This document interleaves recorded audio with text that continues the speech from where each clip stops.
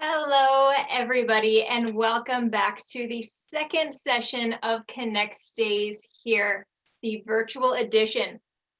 This second session, we'll be discussing creativity in the midst of crisis. Thank you so much for taking your time to be with us here today. We are very excited to have you. We have designed this series of events so you can either spend your time with us during your lunch break or in the evening, depending on your time zone.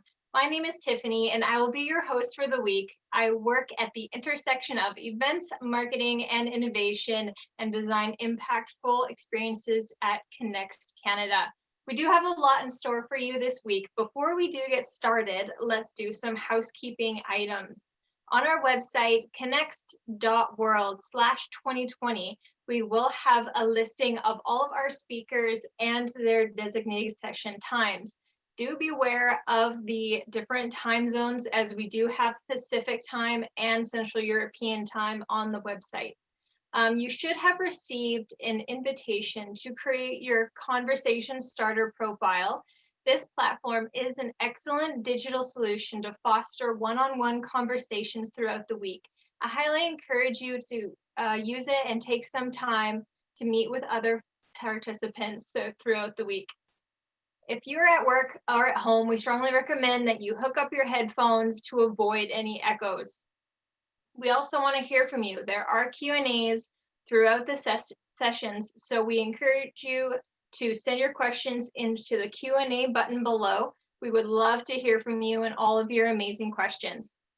We will also be having polls throughout the sessions, like this one that will pop up on your screen.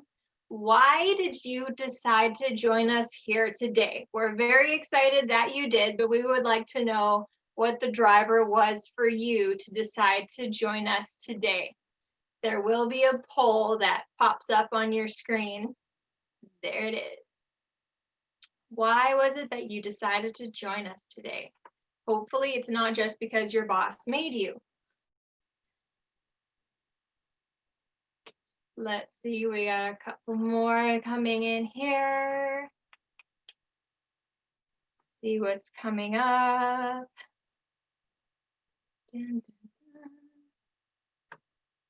Just a couple more answers need to come in here. Learning something new. Great. Clearly we are doing our job here at Conexkt Days. We are very glad that you joined us here to learn from some of our amazing speakers. The theme of this series is short, insightful talks on innovation crisis. Our team wanted to take some time to reflect upon the events during 2020 and its impact on innovation. It is essential to think of innovative solutions and implement them amid these global crises with a critical lens. We brought the team together to prepare a special week on these topics together with keynote speakers. We hope that you leave these sessions with ideas to ponder and tools to help you navigate these challenging times.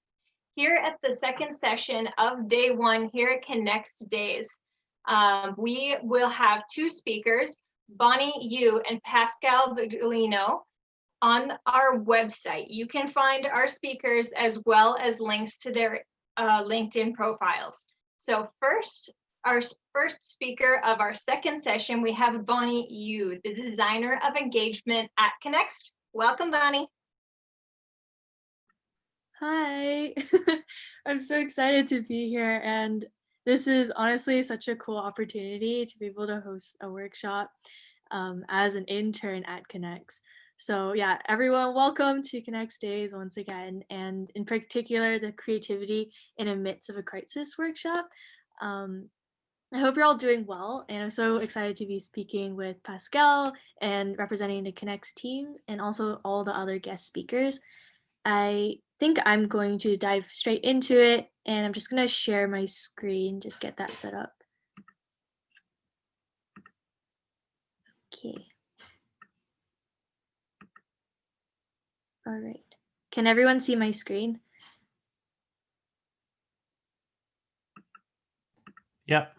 Yep, sounds good. Okay. All right. So I'll just dive straight into it. And So I'll just talk a little bit about myself and where my expertise lies. So I'm currently a student at the University of British Columbia studying food resource economics and operations, and currently a marketing communications intern at Conexkt. And so my interest lies between product design, sustainability, entrepreneurship, and productivity. But most importantly, it's the intersection between all of these topics. And as innovation is the running theme across all of these workshops throughout the week, I wanted to ask, what do you think of when you think of the word innovation? Personally, I think of scientists in lab coats or entrepreneurs running around to different board meetings to share their ideas. But what is innovation really about? And how has my stance on innovation changed as I learn more about it? And also, how has COVID impacted it for everyone? And it's really about responding to the change in a creative way.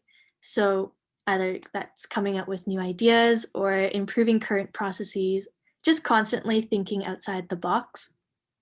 And as a 20-year-old, this is the first pandemic and recession that I really have recollection of in my life. And it's really interesting to see the different ways it impacts my daily routines, also my relationships with people, and my overall interests as well.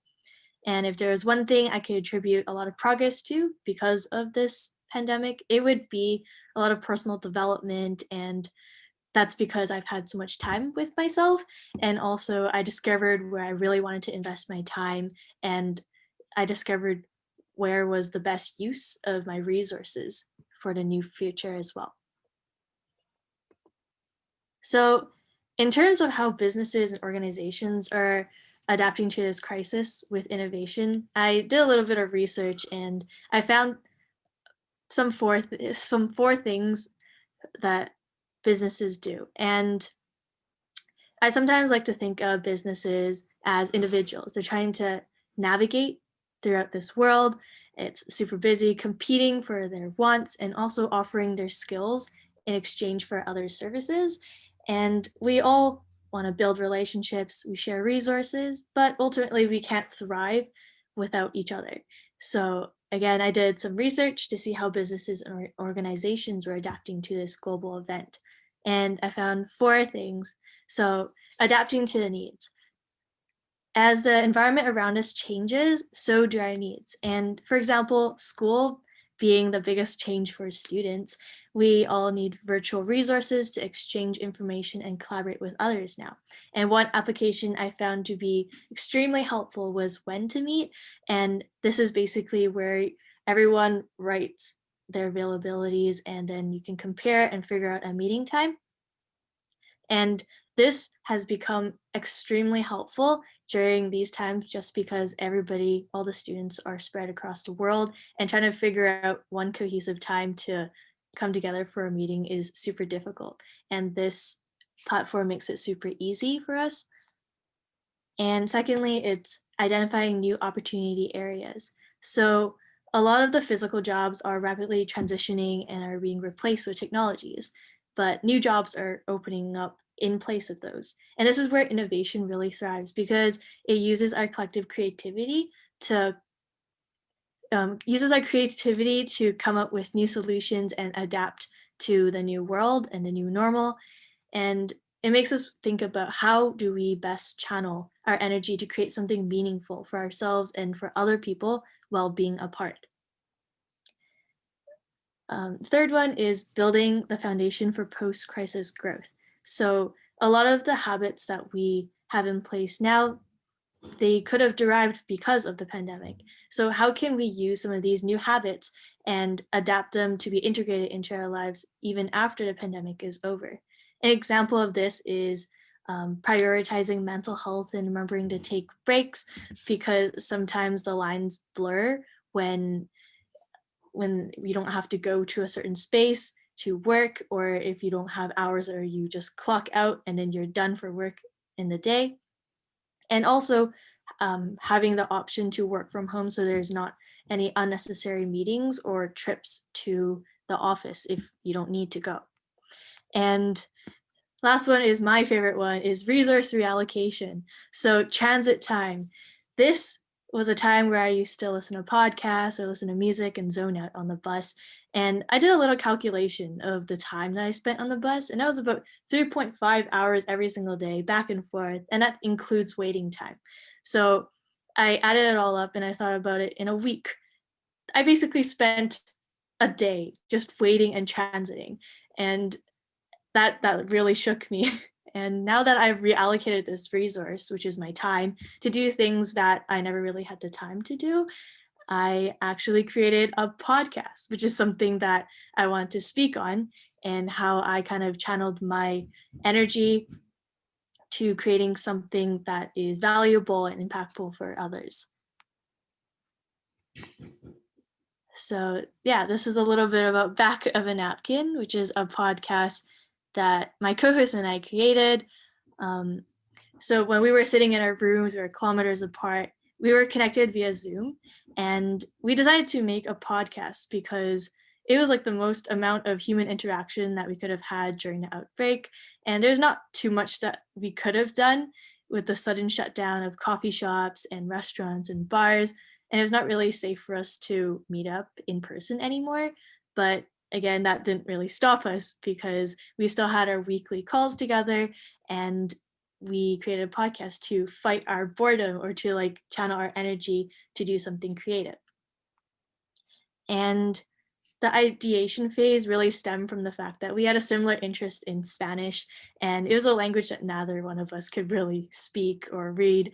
And it was definitely a challenge, to say the least. And we continued to bounce the concepts and vocabulary off of each other. And then we went through some frustration and thought about, why do we not just have a singular language and remove all of the current language barriers? And that ultimately was the first episode of our podcast.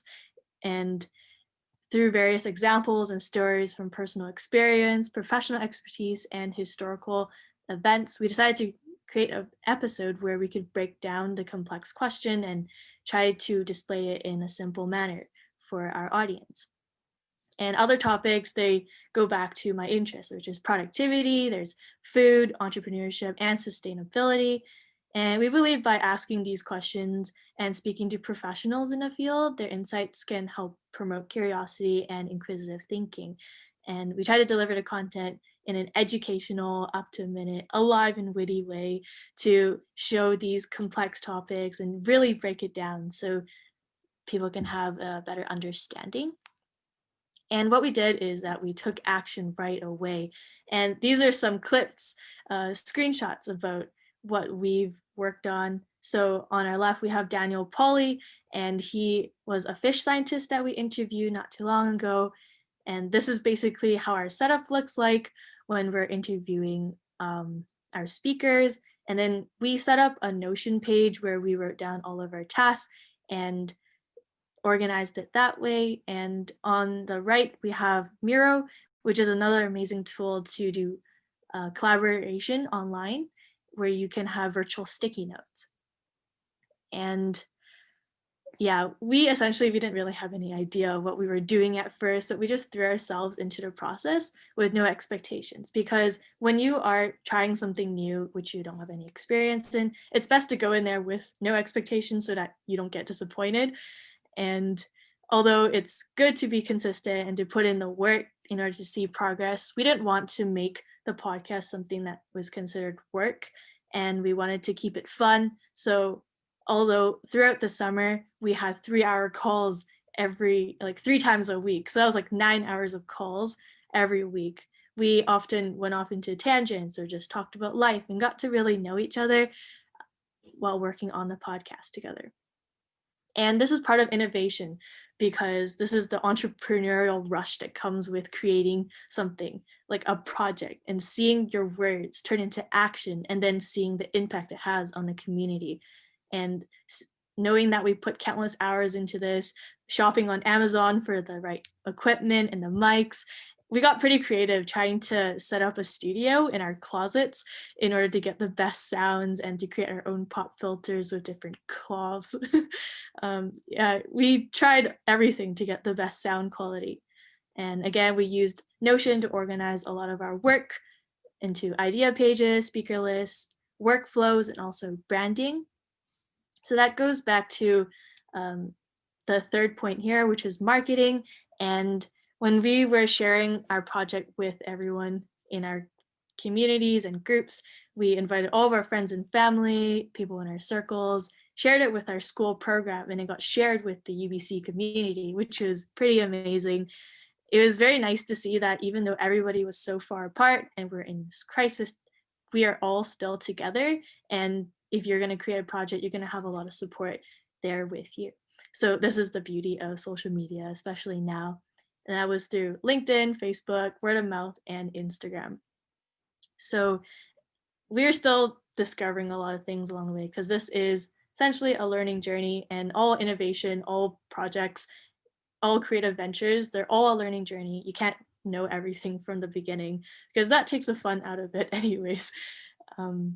Yeah, and something that we discovered about social media is that we have to be super intentional with the things that we post in order to reduce clutter, because there's a lot of information on the internet these days.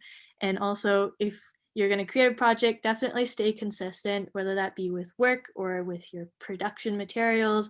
And in our case, podcast episodes, that's something we're still trying to work on. And also interact with the community, because again, everyone is super far apart, but we're actually all very connected if we just message each other or just support each other's projects. You'll feel like you're not even that far away from each other.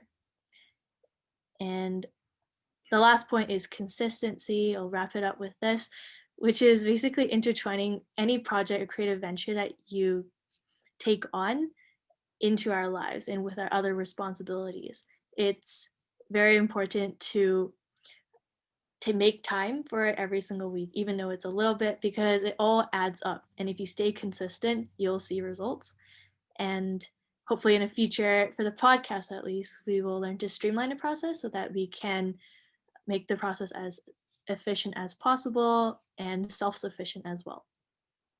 And for future episodes, we're going to release a new episode in the next few days, and we're always looking for new ideas. So if you have any expertise or any questions, feel free to reach out to me through the contact information that you can find on the website. And yeah, to wrap it up, this podcast was a way for me to get creative and also to distract myself from a crisis, and also to put my time in a valuable source that I could share with everyone else. And I also got super close with my co-host, Rebecca, and it opened a gate to so many other opportunities. And if I didn't start it 8 months ago, this workshop would have ceased to exist as well. And how interesting how the butterfly effect works, which is truly a beautiful thing. And if you're going to take anything away from this workshop, it would be definitely to start one now. To start like your project right now, because if you think that you're too late, well, I can tell you that you're not, because now is the earliest time. So what are you waiting for? And yeah, that's all for me today. Thank you so much. And I will pass it off to the next speaker. Thank you so much, Bonny, for that inspiring talk. That was wonderful. And now we are on to our next speaker, Pascal Viglino, the artistic director of Klangbox and founder of In the Garden. Welcome. Hello, everybody. I hope you can hear me well. Can you hear me? Yeah. Yeah, great. I'm very happy and pleased to be here tonight to talk about creativity and innovation during the crisis. First of all, my main work, my main job is I'm a musician, and my background is to be a performer, which means I'm a classical player in orchestras or in contemporary ensemble. So I was the interpret of projects of others or pieces of others. And slowly I started to develop my own project because I was a bit too curious. And this is how I created Klangbox. And the specificity of Klangbox. Maybe while I'm talking, you can go on klangbox.ch. This is here. Oops. Oh, I'm trying to share you my slides. I've shared the website, Pascal. Okay, thank you very much. And the specificity of Klangbox is to share music with any expression forms. So I did different projects with astronomy, with clothes designers of Milano. Every time I was trying to find the middle point between music, art, and the other expression form. This is how I created innovative ideas, by mixing these two ideas, different worlds. And I call my project like Creact. It means that I'm work on the creativity, but most of them, I put them in action. By action, it's important for me because I think to develop a project, you need to be brave, first of all. So you have to to act, you need to be brave, first of all. And then you need to really put in action to embody the way of thinking that has been trained as a musician. I'm lucky because as a musician and artist, I had the chance to develop this creativity. Because for me, innovation is the training of the creativity. So the project I will talk to you about, it's Dans le Jardin. I hope he will share as well, because I was supposed to share my slides, but they disappeared, of course. And the chance of Dans le Jardin is suddenly, it's the mix of all the mini small innovation I developed during my 10, 15 years, 20 years of being an artist. So I never thought of being innovative. I thought I worked on my creativity, and maybe the consequence would be innovation. And so for me, the crisis, innovation during the crisis or not crisis, it's always the same. The big difference with the crisis is that suddenly the decision I was doing in my creativity was somehow much more important. They became really deep, and I felt really responsible of anything I would do creative. So this is the big difference. And the thing with Dans le Jardin is that it's an act. For me, it was a political act. I will explain you why, and I will explain you as well how the innovation has been done in this project. For me, before that, for me, my two sources to be innovative is to be creative. I've been working with the intuition as a source of inspiration, and the framework. There are two. I always work with these two things: working with the intuition and or the framework. If I talk about intuition, this is quite funny, because the intuition, you have this intuition, and then when it starts to come closer to you, you need to deconstruct it. And it's exactly what does the scientist. There is Mr. François Englert, Professor François Englert, who is the Nobel Prize of Physics for discovering the Higgs boson. I hope I pronounce well. And he said, like Einstein as well, they spend their life to deconstruct the intuition, to prove that the intuition is a tangible aspect. They try to demonstrate it. So it's quite amazing to spend your time to prove something that somehow it's not tangible. So it's exactly the same process with creativity or my art. It's really to work on this idea of there is something, I've got an intuition, and the idea is really to work on it. This is how I become creative. And the other one is the framework. The framework or the context as a source of innovation. It's almost more important than intuition for me, because when there is a framework, a square, if you think, a friend of mine who studied design, one of his first exercises at the University of Art was to put 3 circles of different size in a square. And he would put them in the square, and the teacher would come, no. Changing the circles, coming back, no. And suddenly, one day he said, oh, it's good. And then the teacher asked him, why do you think it's good? So because of the context, there will be, you can incarnate your idea. And It's exactly what I did with one of my first projects. It's with a Klangbox. The idea of the frame is that I've got a limit. I love to play with a limit. This is a Klangbox. And I composed a piece, performance, that was where I would use the Klangbox as anything but a Klangbox. So that would be telephone, the red nose, the feet of a cow. I tried to do anything but Klangbox.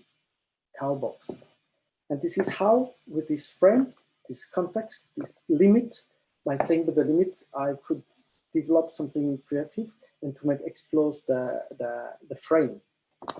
And if I talk to you about intuition and frame, this is how a bit Desjardins was born. Because Desjardins, it's the possibility to offer a musician playing at home for 20 minutes. And this was created during the pandemic.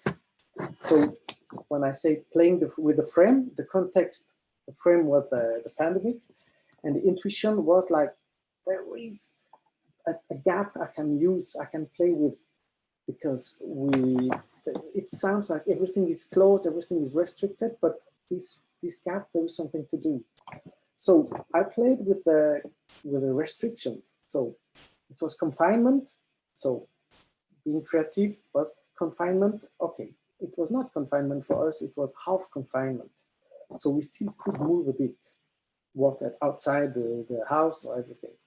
The artist, musician had no money during the pandemic. Okay, let's find a way to pay them, to fix an affordable price during the price that musician could still play music. Then there was the loneliness. So let's find a way to recomfort and cheer up the people, make them a bit happy. And there was the main thing, it was the social distance. As a solution, playing with it, it's let's play outdoor of the houses, 20 minutes, and we will, even if there is social distance, we will give them a musical hug that will be safe and people will feel so good. I played with this restriction, and with all this information, I played with this creativity. I twisted, tried to find this connection between all these aspects, and I changed this idea of the question was how to brighten people's daily life by remunerating artists while respecting health restrictions. Being creative and innovative was creating a simple concept of 20 minutes of music with a professional musician playing at your home for a little group of people and at a fixed price. This is what was, it sounds very easy, 20 minutes of music with a musician at home at a fixed price. It can sound very easy, but somehow it became very innovative. And this is what I'm quite happy, because 6 months later, we had 700 performance in all Swiss French-speaking part. It's about 2 million people, just with social network and friends talking to other friends and realizing that people needed it, art and generosity. So we had 700 shows and about 70,000 Swiss francs that has been paid to the musician, which for me is somehow a miracle when everything was shut down for no concert, and we could create a concert. Why we could create a concert and where is the innovation? It's because I trust my intuition and I was able to identify that idea. I found the right framework. I was observing. This is the most important. I was observing. I was not finding a solution. I was observing what the society would need. And I was brave or crazy enough to do it. And I had the help of nice people for that as well. So voila, this is 6 months after the project show. It's proved afterwards that it has been innovative. this is the goal was not to be innovative. It was to use my creativity to do something. The innovation is just a consequence. What I think as well is quite nice is that 3-4 points of innovation has been that having no more chance to go abroad. Suddenly the music, we worked with the distance and the community. As Bonny before said, the community, small communities is very important. Suddenly we feel closer each other in smaller groups. So it's quite nice. And yes, we have the chance then to have musician who goes home, people's home, and the distance is 15 minutes far away. So it's local people with an online platform that is global. I could provide something very local. And quite a good feeling that because of the pandemic, suddenly the music has a color and it's green. I think I won't be too long any longer, but I think that talking about innovation, I think that everyone should have an artist, or every company should hire from time to time an artist. Instead to have sometimes consultants who have prefab, ready-made concept, they would copy and paste to any companies. I would say that it's could be interesting to have a free mind or someone who thinks a bit different and who would find and propose new paths to the companies. Because the fact that artists work only about creativity, they would see and help to reveal some other aspects of the companies.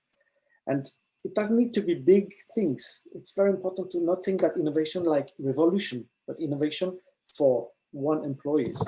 I always think that innovation starts with moving the furniture in a room. You need to, like a Tetris, to find where is the right place. You play with this frame, and then at some point you try, and at some point it feels right. It's all about being innovative and trying to do the best out of our own space. Yes, everybody should, the company should have artists to be innovative. I had a wonderful experience. It was in a castle with a National Museum, Contemporary Art, old house, old museum, and new museum as well. And I got invited to do a project, Carte Blanche. And there was an hotel, there was a seminar, convention center, and I used all these people working there, the gardener and everything, to do a project. And at the end of this project, which was an artistical project, the director of the entire space, who is not an artist at all, quite strict, he told me, thank you to have showed us all the quality on the undiscovered talent that we have. And I'm sure that this, just by inviting someone creative, there would be small innovation, very small, that will grow in the company. So I hope, yes, that people will have more and more artists in their work, because innovation is the essence of being a human. Voila. Thank you. Thank you so much, Pascal, for your amazing talk. We would love to know, where do you find resources to help you innovate? There will be a poll that pops up on your screen. There it is. Where do you, our audience, find resources to help you innovate?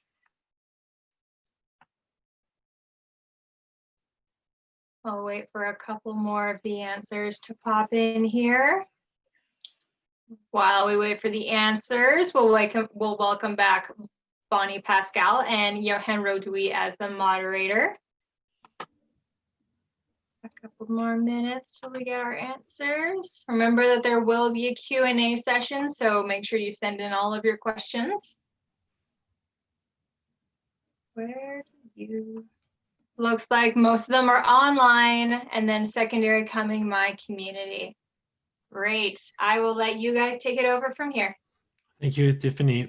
Thank you, Pascal. Thank you, Bonnie. It was great to see two creative project that was born in the midst of a global crisis. And I'd like you to maybe just reflect on those live results here. Where do you personally, where did you find resources to help innovate when we were in the midst of a global pandemic, and you're like, I need to do something. How did you start, and where did you find help? Pascal, do you want to go first? Okay, go first. Go first.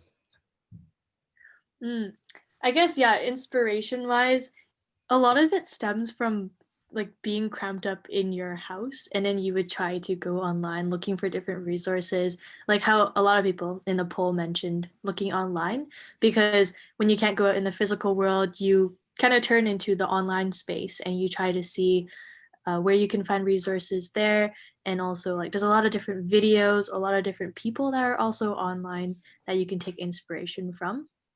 But personally, for the podcast, it was just because we turned to learning Spanish as a way to spend our time, and then learning Spanish made us question things, and then it turned into creating a podcast because we wanted to answer those questions and we wanted expertise. So yeah, that's kind of where it stemmed for the podcast, at least.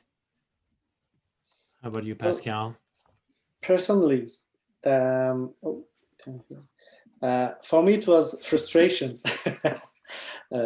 mainly, because the virus for me was like a metaphor of all the mistake I made in my life. Because in the beginning of the pandemic, I'm quite lucky because I had quite a lot of work as a musician. I feel really blessed about that. And suddenly on the 29th of February, everything falls apart. So it was a metaphor. Okay, I did everything wrong. So for 1 month, it was that feeling. And then I get a bit upset that we couldn't find, something needed to happen because we were not locked down fully. So it needed a solution. Instead of complain, I have the option to find a solution. So then by observing, I found this proposition.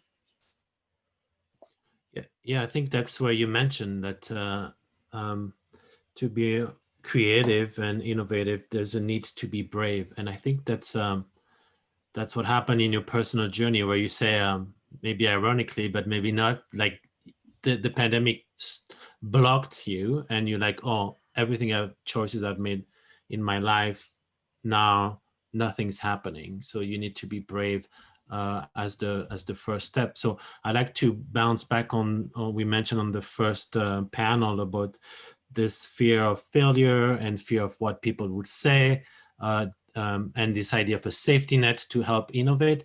Did that have any consequences on your journey with this project? Personally, what was the weird aspect is that being creative as an artist is, for me, it's a daily life. And when I started to do this project, it suddenly became something economical, so that's a bit, I'm still learning this twist of how my creativity is based on a financial or economical concept. This is something that I'm learning slowly. It's quite difficult because I'm used to, to do project with a certain amount of money and then to develop a project with that money. And doesnt is more the project is nice, more people will play. And so I have to learn this exponential aspect.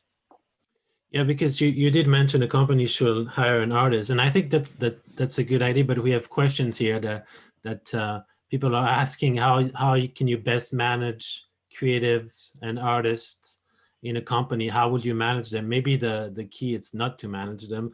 I'd like you to answer, but it remind me that I know in MIT they've hired like a magician actually from Switzerland to come and just in the MIT Media Lab to kind of come and disrupt the way of thinking, the way of doing things, and bring new, fresh ideas, new perspectives. So I'd like to what do you think of, if you can unpack this of, you did mention, and I like this idea of a company should hire artists to be innovative. But the question that came up in the chat is, how are we going to manage artists in a company? I would have the same question when there is this fame of the team buildings project where everybody has to go 5 days in the forest to work on group cohesion. The question is how can we measure these 5 days working in or playing djembe together would bring the cohesion to the people only 5 days out of 10 years in the company. So it's by not being frontal. I think you hire a musician, an artist, not to be frontal. You give him somehow the entire freedom in the space, because and it would always something happen, because the company would be like a playground for an artist. And as I said, there is frames of the company. Each company has a frame, and in that frame the artist would develop something, trying to, if he's smart, he would accompany the people. But it should never be frontal. It should never be frontal. And the people shouldn't expect anything, because as soon there is expectation, there is deception. So just, I think, should be just being surprised by what would go out of that. It's with an artist, you have that panel that open them completely. And it's not about profit, it's about another energy.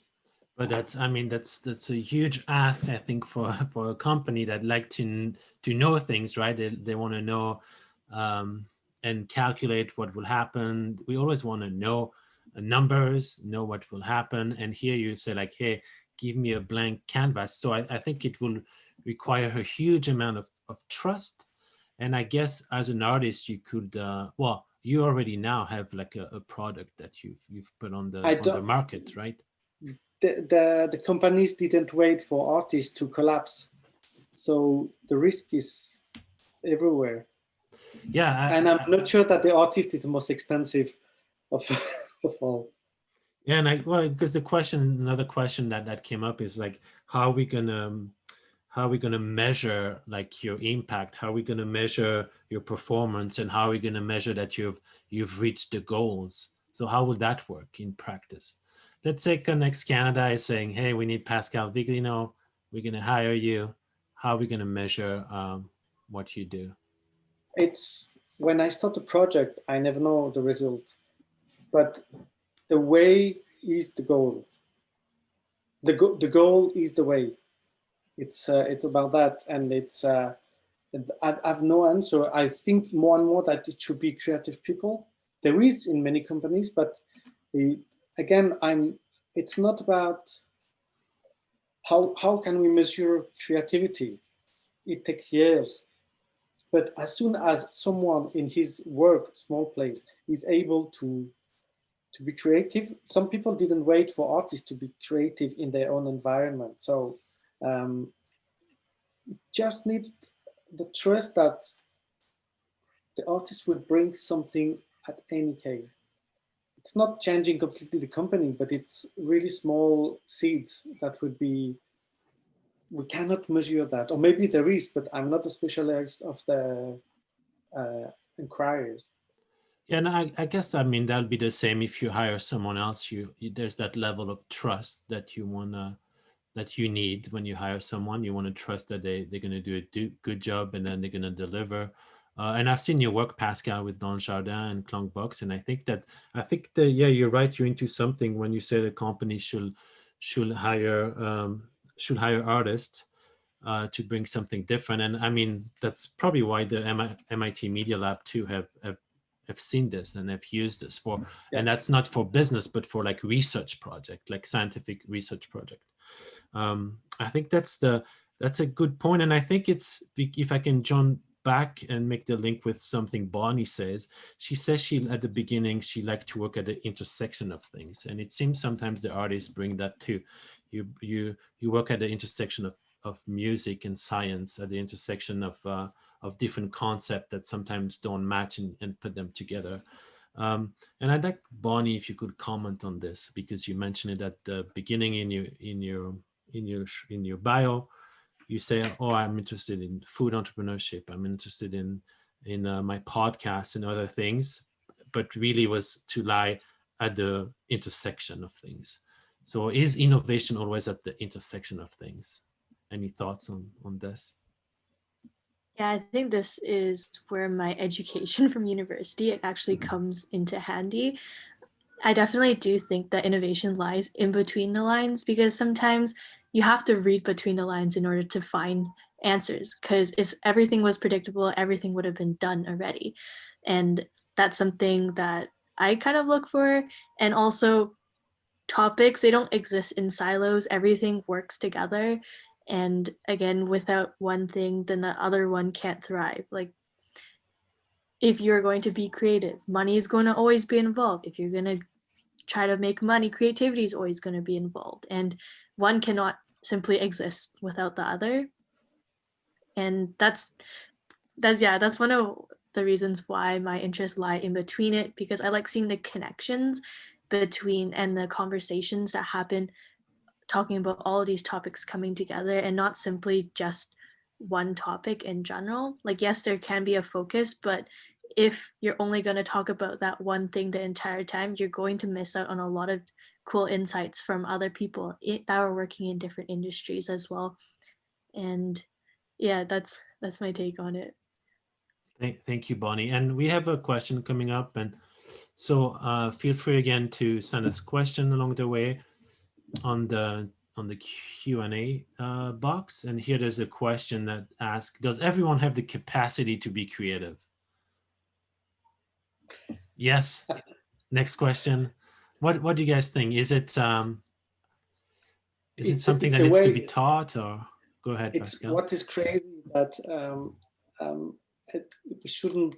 It's evident, and it's very important that creativity. It's not for the artist. It's in any stage of life, or families, companies. Creativity, it's just a mechanism, it's a process of thinking. That's why I guess in the pandemic, artists are really strongly heated. Really, it's really dramatical, but still the people are able to adapt. That's about being creative. Okay, there's this problem, how we will manage. I think that 80% of the people who would leave what the artists leave now, they would be completely devastated.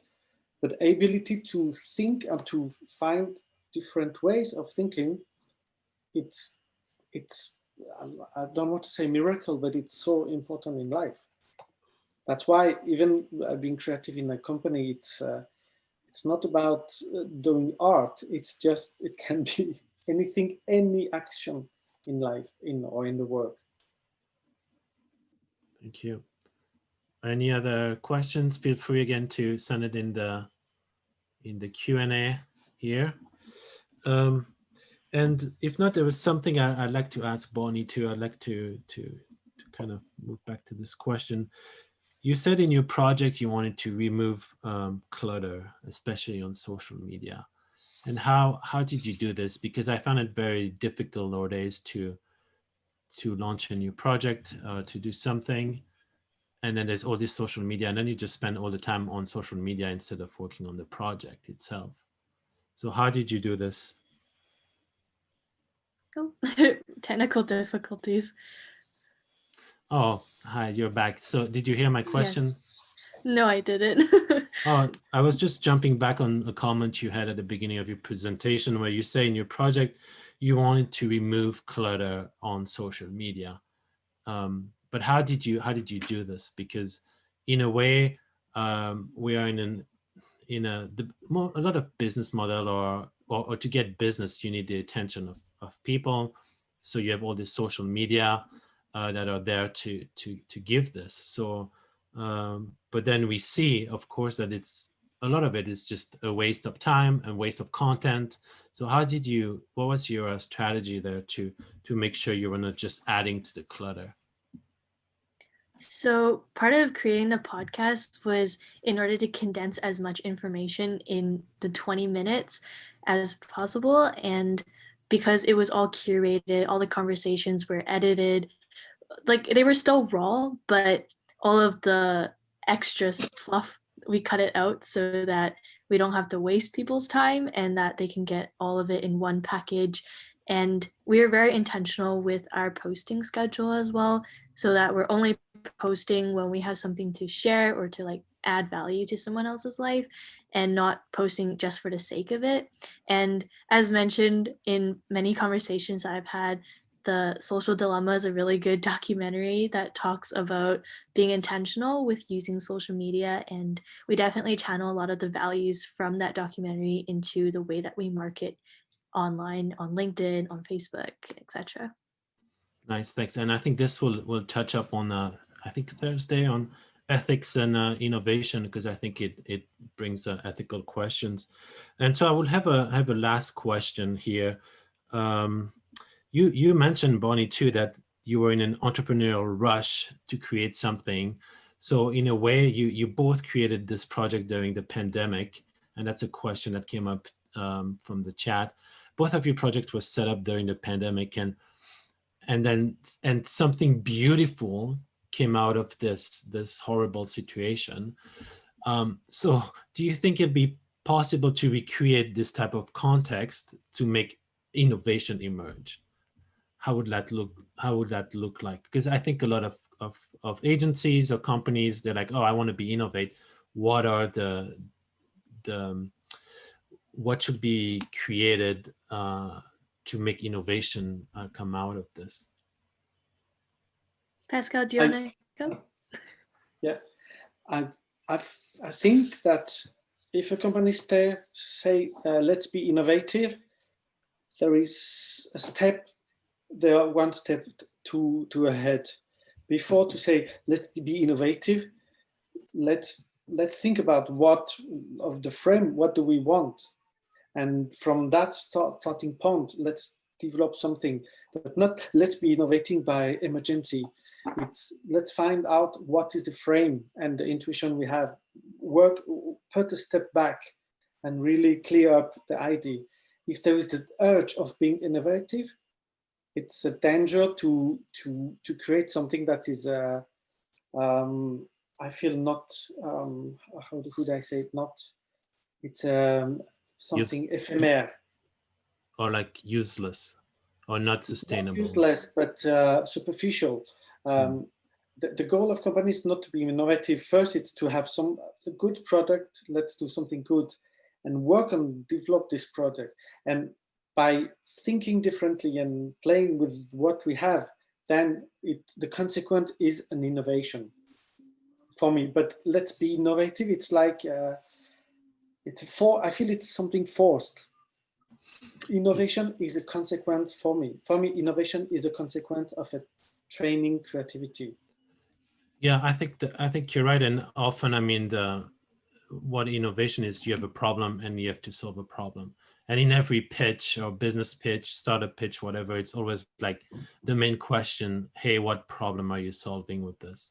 And then that's, I think, a key component. And Pascal, in your project, you solve a major problem of artists not being able to play and music not be able to be shared. But the goal is not to be revolutionary. It's just to find a solution at my level and to be part of one solution. And I was not trying to be innovative. I was trying to find how to play with the situation. Yeah. So thank you both for participating in this second session. I feel really inspired personally to see this creativity that comes into like midst of troubles, and I've seen the importance of it to be brave, as Pascal mentioned. I think it's a great quote for this session. Be brave when you want to be creative and find solution to the problem we're in the midst of. So thank you again, and I think Tiffany will have some closing remarks regarding the end of day 1. And Yes, see you guys soon. see you soon. Thank you so much, amazing speakers, and you are amazing attendees. Thanks for joining us for our second session here at Conexkt Days. It has been a pleasure having you. We're on to a great start this week. Tune in tomorrow for more insightful talks and conversations around building sustainable public relations. Can't wait, and we will see you tomorrow at 11:30 Pacific time. See you there.